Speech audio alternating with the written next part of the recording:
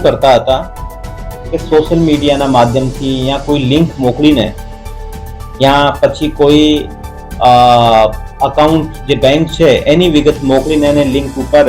એ click કરાવે લોકો પાસેથી અને એના આધારે અમુક પૈસા લોકોના અકાઉન્ટમાંથી ઉપડતા હતા. એ જે લોકોના અકાઉન્ટમાંથી પૈસા ગાયબ થતા હતા એ પૈસા બીજા અકાઉન્ટમાં જતા હતા અને જે બીજા અકાઉન્ટ હતા એ બીજા અકાઉન્ટ આરોપીઓના અકાઉન્ટ હતા અને પછી એ જે આરોપીઓના અકાઉન્ટ હતા એ અલગ અલગ વ્યક્તિઓના અકાઉન્ટ ખોલાવતા હતા, અલગ અલગ વ્યક્તિઓ પાસેથી ડોક્યુમેન્ટ્સ લઈને અને અલગ અલગ વ્યક્તિઓના નામે અકાઉન્ટ ખોલાવતા હતા અને તે બાબતનું એ પોતે કમિશન પણ લેતા હતા અને જે લોકો પાસેથી અકાઉન્ટ ખોલાવવા માટે જે ડોક્યુમેન્ટ્સ લેતા હતા એવા લોકોને એ કમિશન પણ આપતા હતા. પછી જ્યારે પૈસા એવા અકાઉન્ટમાં આરોપીઓ પાસેથી જે અકાઉન્ટ હતા એમાં જ્યારે પૈસા જતા રહે ત્યાર પછી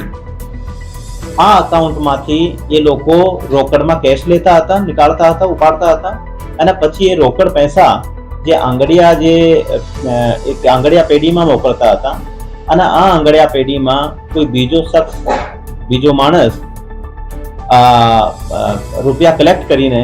અને યુએસડીટી જે ક્રિપ્ટોકરન્સીમાં કન્વર્ટ કરાવીને અને અલી નામના જે એક વ્યક્તિ છે જે પ્રાથમિક જે જાણવા મળેલ છે કે એ મુંબઈનો રહેવાસી છે, આ અલી નામના વ્યક્તિને ક્રિપ્ટોકરન્સીના મારફતે